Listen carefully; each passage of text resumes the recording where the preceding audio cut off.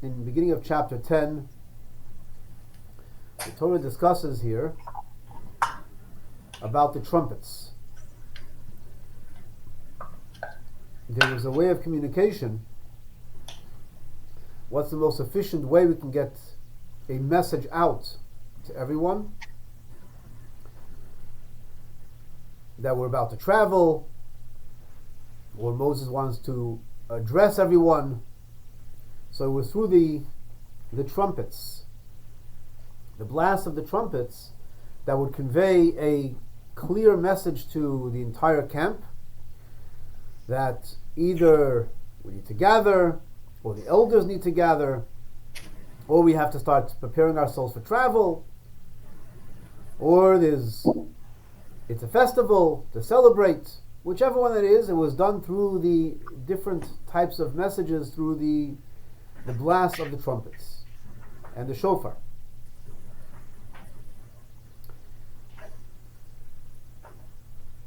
And this is a verse which is associated also with the shofar that we sound on Rosh Hashanah. According to the Shalah, Rabbi Isaiah Horowitz, a great Jewish mystic from the 16th and 17th century, he points out that the shofar, the blast of the shofar, which also was blasted when we go to battle. When you go off to battle, you should blast the shofar. In fact, the shofar itself is a wake-up call. That's what it is. The common denominator between all of them is that it's a wake-up call. It's an attention. It's a call to attention. Now, I understand the call for attention. It makes sense that we should have a call for attention when we go out to war. It makes sense we should have a call to attention that we are preparing ourselves for departure. Call to attention. Moses wants to convey something to the entire Jewish people. A call to attention. Moses wants to address the elders. All these are important calls to attention. But what's the call to attention when it comes to celebration?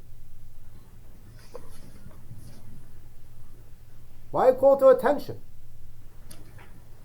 When it comes to celebration, why the blast of the shofar? When it comes to celebration, play the drums. When it comes to celebration, play the fiddle, play the violin, play the fiddle. Go ahead, celebrate. And it should be done with music. It should be done with the cymbals.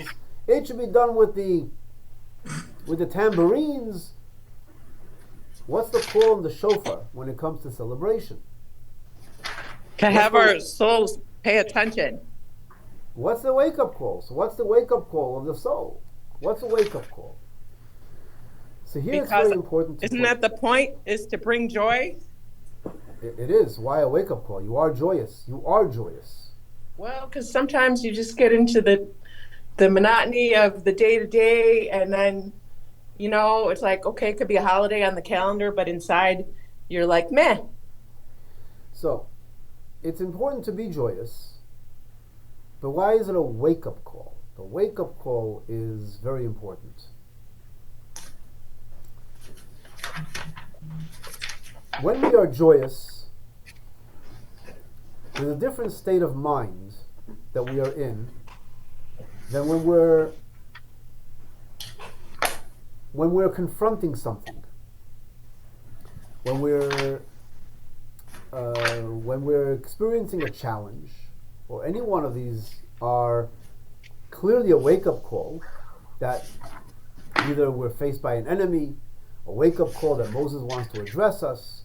Clearly, there's a part of us which wakes up and says, it's not same old, same old. And not just same old, not only that, the challenge here is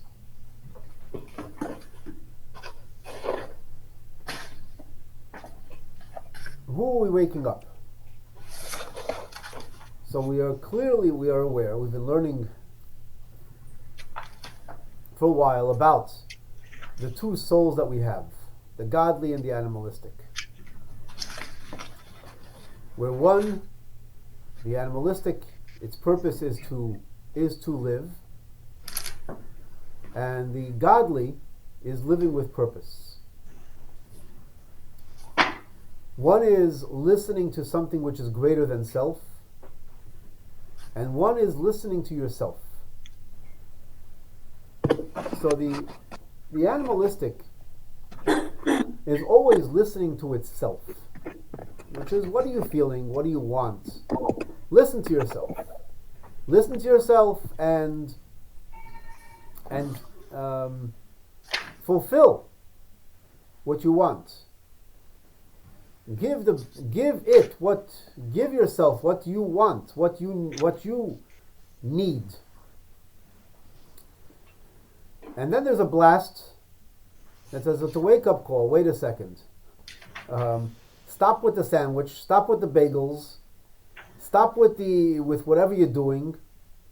Stop. There's something immediately that needs to be taken care of. There's an attack. Or we need to pack up. We need to move. Or Moses needs to address us, which is also getting out of our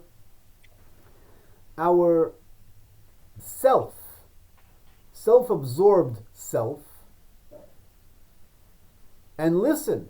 Moses needs to speak to you. The same thing takes place when we're at a time of rejoicing. When we are at a time of rejoicing, which part of ourself is in the forefront? Usually at a time of rejoicing, the self is very much aware of self.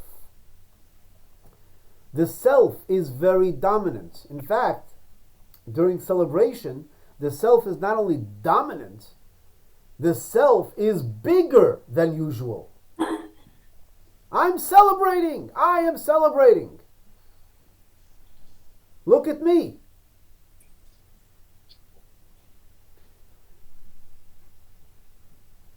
It's especially at times like this that we need to blow the shofar. To blow the shofar, to call to attention. Celebration is very important. Joy is very important.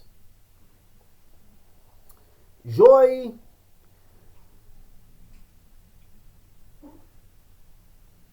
is not only important, it's essential. Because when a person is not joyous and they're down, this leads us to inactivity. Joy activates the self. But then the challenge here is you're activating the self, which is great, which is wonderful. But at the time when there's joy, there's even an inflation of self, where we're so self-absorbed that we can't think of another person. We can't think of others. Therefore, we have the instruction over here, Uv'yem simchaschem, at the time of your rejoicing, Uv'moyadechem, and on your holidays, Uv'rosh chodshechem, and on your Rosh Chodesh, you should blow the shofar, the trumpets in the shofar, and upon your offerings. It should be as a reminder. What's the reminder? Not a reminder to Hashem. A reminder that you're before Hashem. A reminder that you stand before God. There's a, what does one do when you have a very important event? Let's say an important celebration. What will be a top important family celebration? Wedding. A wedding. The wedding will be up there. Yeah. You're having a wedding. When you're having a wedding, you put together an invitation list. Who are you inviting to the wedding? Who do you want there? There's always been a very important tradition. When we are having our own celebration, are we also inviting those who are in need?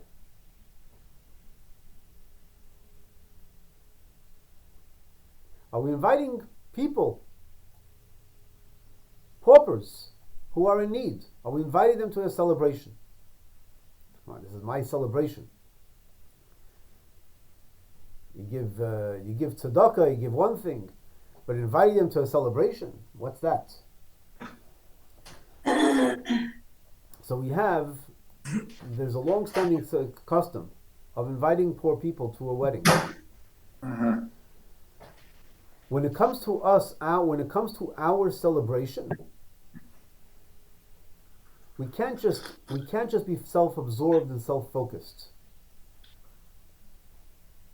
We have to think of others. Now, this turns everything upside down. It turns everything inside out. Because a celebration, logically, emotionally, is about us. It's about me. This is my time to shine. This is my celebration. This is my time of joy. Come here and celebrate with me.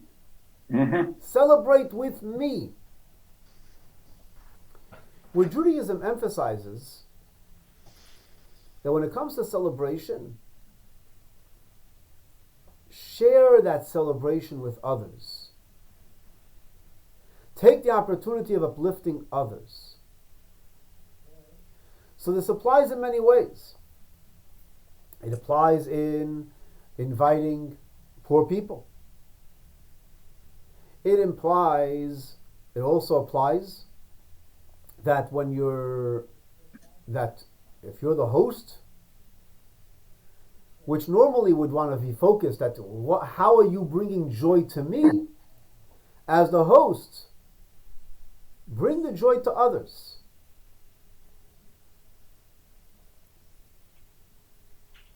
Bring in people into the circle. Dance with them. Celebrate with them. Bring them in. Instead of focusing on yourself and you're the center of attention, and look what I'm doing. Look what's happening with me. I got so much going on right now. Begin thinking about others. Dance with them. Celebrate with them. Now, if you're an invited guest, it's the other way around. If you're an invited guest, then instead of thinking, well, the host has to make me happy. No, you're the invited guest. You have to celebrate with the host. You go out of your way and do something. I came here to eat. You didn't come here to eat. I came here to have a good time. No, you didn't come here to have a good time. You were invited to a celebration. Of course you're going to have a good time. Of course you're going to eat. But your purpose of being there is to bring joy. Joy is so powerful. But joy can also be self-absorbing. And here we have the most incredible, powerful, life-changing lesson. See. Just like uskaitem bechatzotzos, you should blow the shofar. We blow the shofar when it's a call for attention, a call to get out of our self-absorption. When it comes to celebration, we have that same call to get out, to get a call for attention, and a call to get out of self-absorption. Think about how we can uplift someone else. And on the contrary, because the joy, naturally, the opposite of joy is sadness. Sadness is when we're down and we feel as if life has been sucked out of us. And then when we're experiencing a time of joy, it's the opposite. Life is blown into us.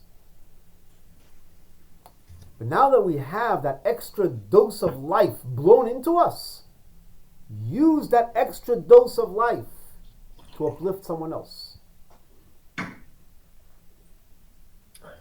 What an important lesson. And indeed, such a Jewish lesson. And the lesson that we come away with is, and here's the irony, that when we bring joy to someone else and we're less self-absorbed, we are happier. And when we are more self-absorbed, we are bound to be disappointed. Boy, you bound to be disappointed. It's my time of celebration, my time of attention, my time where I get to shine. You're bound to be disappointed.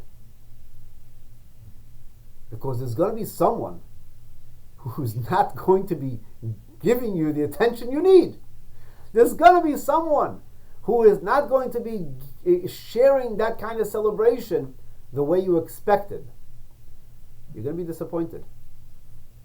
So not only is this an important Jewish lesson, a lesson about purpose, but it's an incredible lesson as well, which has practical takeaways. You're going to be celebrating. Be joyous and think about how you can actually be more joyous. How can we be more joyous? When you share that joy with someone else. With the J and Oi. Yep. All right. Have an awesome day. Have a joyous day. A joyous day. You. Let's get out that shofar. Let's be that shofar. All right. Thank you.